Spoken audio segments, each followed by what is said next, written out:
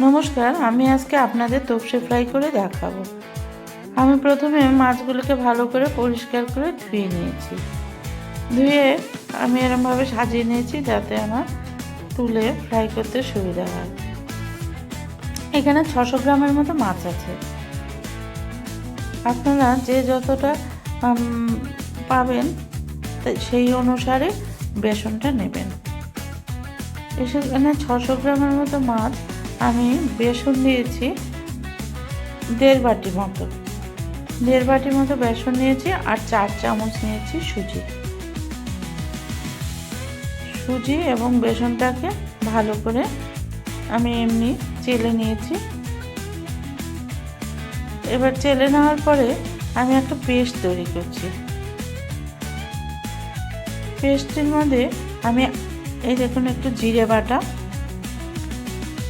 তারপরে দেব আদা বাটা, একটু লঙ্কা বাটা,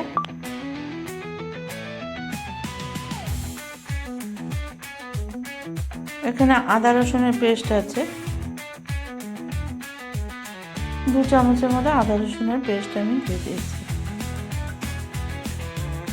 এবার সামান্য নুন দিয়ে 1 চামচের মতো নুন দিয়েছি আমি। 1 চামচের মতো নুন দিয়ে আমি সামান্য একটু জল দিয়ে আর 1 চিমটে হলুদ দিয়েছি। হলুদটা আপনারা দিতেও পারেন, আবার চাইলে নাও দিতে পারেন। এবার সামান্য একটু জল দিয়ে এই সব কিছু বাটাগুলোকে আমি মিশিয়ে নেব। এটা একটু গোলাটা একটু পাতলা হলেও অসুবিধা নেই, কারণ এটা আমি বেসনের মধ্যে ঢালবো। এর মধ্যে আমি সামান্য গোলমরিচ দিয়েছিলাম, সেটি কোনো কারণবশত হয়তো দেখানো হয়নি এখনো।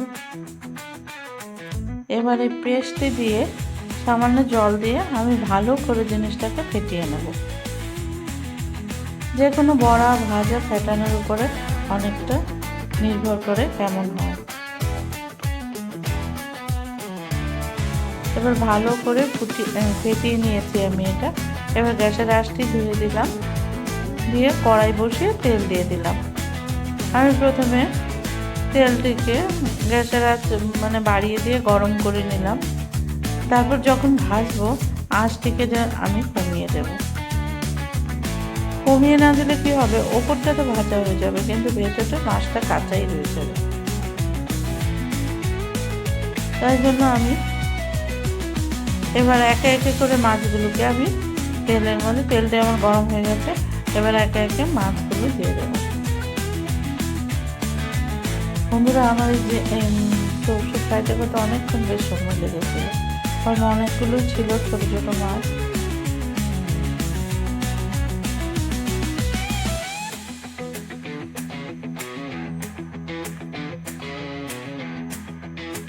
এবং গ্যাসের আঁচটি কমিয়ে রান্না করতে হয়, তো ওই জন্য সময়টা বেশ অনেকটাই লাগে, কিন্তু তারপরে যে খেতেও ভালো লাগে খুব।